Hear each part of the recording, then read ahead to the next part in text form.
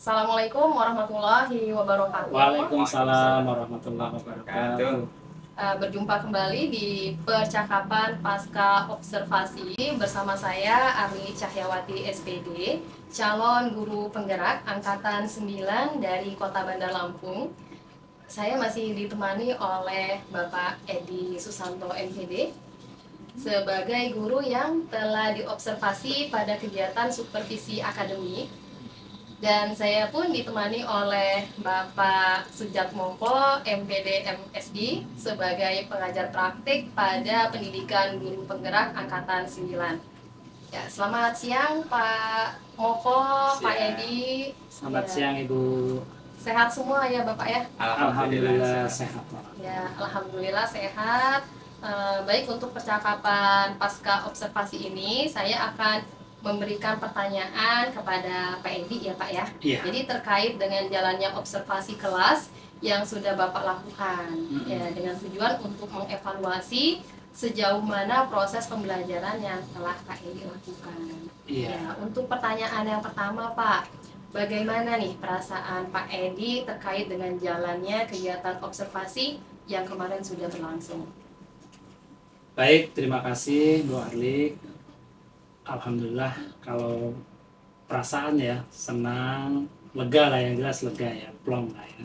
Karena proses ketika waktu saya diobservasi itu ya diawali dengan mempersiapkan diri tentunya ya, kemudian menyiapkan anaknya, kemudian menyiapkan situasi pembelajaran pada hari itu, dan alhamdulillah semuanya berjalan dengan baik, lancar, dan alhamdulillah juga siswanya juga antusias. Begitu Bu Arli. Oh ya, baik. Jadi alhamdulillah semua proses berjalan sesuai dengan harapan ya Pak ya? Iya. Ya. Bisa diceritakan nggak Pak Edi, area pengembangan apa yang Pak Edi lakukan dalam kelas? Kemudian langkah-langkahnya Pak, atau tahapan pembelajaran yang sudah Bapak lakukan di dalam kelas? Baik, terima kasih. Jadi gini Bu Arif ya, untuk tahapan tentu sebagai seorang guru kan kita mempersiapkan pertama perangkat pembelajaran ya. Dan saya sudah menyiapkan rencana pembelajaran, kemudian modul ajar dan sebagainya. Nah, di area pengembangannya ketika itu saya mempersiapkan, karena memang materi saya ini teori dan praktik ya, tentu yang saya kembangkan di sini adalah dari segi pengetahuannya sekaligus juga segi praktiknya atau keterampilannya seperti itu. Baik, jadi area pengembangannya tadi berkaitan dengan pengetahuan dan keterampilan. Betul, pengetahuan dan Menurut keterampilan. Bapak sejauh mana area pengembangan yang Bapak sampaikan tadi, apakah sudah berhasil dilakukan dalam kelas atau belum?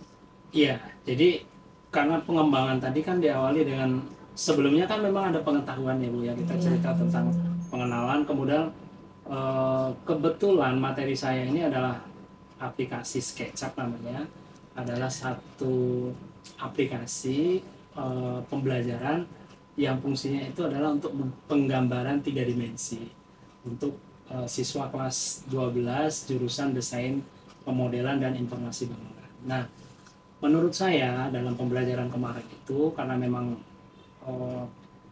anak kan memang suka ya kalau sudah bicara desain gambar itu senang gitu. Jadi saya menganggap sudah berjalan dengan baik ya, walaupun masih adalah beberapa kekurangan ya yang mungkin dalam proses pembelajaran ini. Begitu Pak. Oh ya, baik. Jadi alhamdulillah ya Pak ya, sudah dilakukan dengan baik, sudah berjalan sesuai harapan, tapi tadi masih ada yang harus diperbaiki. Iya. Ya, kalau menurut Bapak itu apa sih Pak yang harus diperbaiki, kekurangan atau mungkin kendala-kendala yang Pak Edi hadapi pada saat proses pembelajaran di dalam kelas?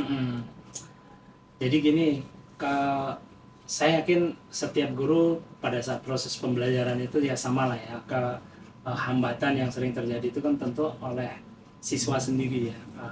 Masih ada beberapa siswa yang pada saat proses pembelajaran itu berjalan ya, beberapa siswa tidak ingin terlibat secara langsung ya. Terus kemudian kurang aktif dalam pembelajaran, apalagi ini kan terkait dengan penggunaan aplikasi komputer ya. Jadi kalau misalnya dia memang tidak memperhatikan dengan baik ya, tentu nanti apa yang saya jelaskan itu juga akan merugikan dia. Karena apa?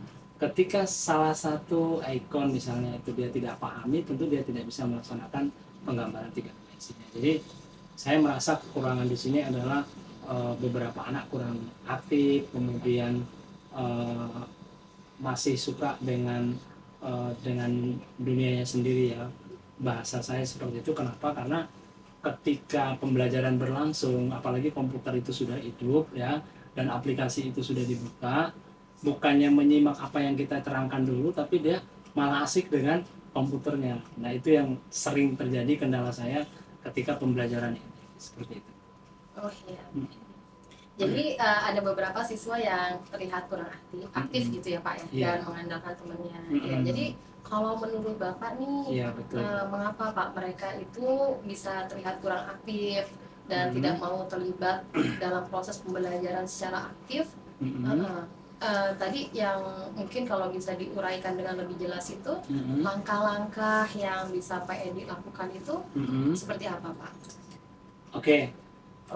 Saya merasakan memang beberapa anak ini memang ada yang kurang aktif ya, kemudian sulit menerima materi. Mungkin kendalanya yang saya rasakan ya, mungkin pada saat pembagian kelompok, karena pembelajaran ini kan diawali dengan pembagian kelompok ya. Mungkin kelompoknya terlalu besar. Pada saat mereka menerima materi itu, mereka kan ada pembahasan terlebih dahulu. Dan adanya banyak kelompok, akhirnya saling mengandalkan temennya gitu kan. Nah ini juga ya jadi evaluasi saya. Terus ke depan mungkin saya akan lebih memperhatikan lagi minat atau gaya belajar anak tersebut seperti itu. Oh, jadi tadi langkah yang Bapak evaluasi itu dalam metode pengelompokannya ya Pak ya, dan mengidentifikasi dengan gaya belajar siswa. Betul. Ya mungkin kalau tadi dari langkah yang telah Pak Edi sebutkan, nanti ternyata kurang efektif berjalannya, kira-kira ada alternatif solusi lain nggak Pak? Ya, yang terpikir sama saya sih sebetulnya gini, mungkin saya akan lebih konsen ke pendekatan individual ya. Jadi mungkin dalam membagi kelompok itu saya sesuaikan dulu dengan kelompok sesuai dengan minat dan belajar anak ya. Seperti kita ketahui di pembelajaran atau model atau gaya belajar ini kan ada yang visual gitu ya, ada yang auditory gitu ya, ada yang kinestetik ya Bu Arlik ya. Nah jadi mungkin dengan pengelompokan itu mereka merasa lebih nyaman ya. Misalnya oh kamu kelompok ini lebih ke visual, berarti nanti kamu buat gambar gitu kelompoknya, terus kamu ke kinestetik mungkin ke gerak seperti itu, jadi mungkin buat video gitu, seperti itu kira-kira. Oh ya baik. Jadi rencana ke depan tadi Bapak akan melakukan pendekatan individual sama membagi kelompok sesuai dengan gaya belajar ya Pak ya. Ya. Tadi ada yang menggunakan gaya belajar visual, mungkin ada yang auditori, dan pastinya juga ada yang gaya belajarnya itu kinestetik ya Pak. Ya. Jadi kira-kira kapan nih Pak Bapak bisa melakukan perubahan tadi dengan rencana yang telah Bapak sampaikan? Yang jelas karena ya ini menurut saya harus cepat ya. Jadi mungkin pembelajaran yang akan datang insya Allah minggu depan itu coba saya ubah. Jadi saya coba terapkan sesuai dengan gaya belajar anak tadi. Insya Allah minggu depan sudah saya lakukan.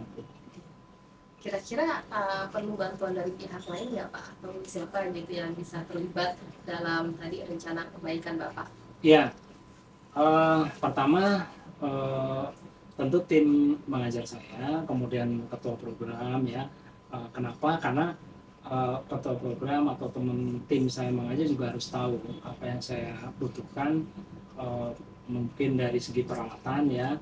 Kemudian tentu saya harus menyiapkan alat-alat tersebut di bengkel supaya bisa lebih disiapkan jauh-jauh hari seperti itu. Terus mungkin teknisi di lab ya di bengkel juga menyiapkan, oh ini ada kelompok ini nanti tolong disiapkan alatnya ini, kelompok ini nanti tolong disiapkan ini. Jadi tentu itu tidak dari saya sendiri, tentu dari kepala bengkelnya, kemudian ketua programnya, dan teknisi di tempat saya mengajar.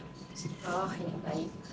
Jadi tadi luar biasa rencana yang sudah disampaikan oleh Pak Edi. Yeah. Ya, mungkin saya nanti beberapa minggu ke depan ingin tahu nih Pak, keberlanjutannya seperti apa, apakah hasilnya bisa lebih memuaskan atau bagaimana. Ya, jadi komitmen Bapak sejauh apa nih Pak, sekaligus kesimpulan nih Pak dari awal tadi pembicaraan kita, kira-kira yang bisa Bapak simpulkan atau Bapak dapatkan itu apa? Baik. Pertama, komitmen saya untuk pembelajaran ini agar lebih baik dari kendala-kendala yang tadi saya hadapi gitu ya. Satu, saya akan koordinasi lebih lanjut ya.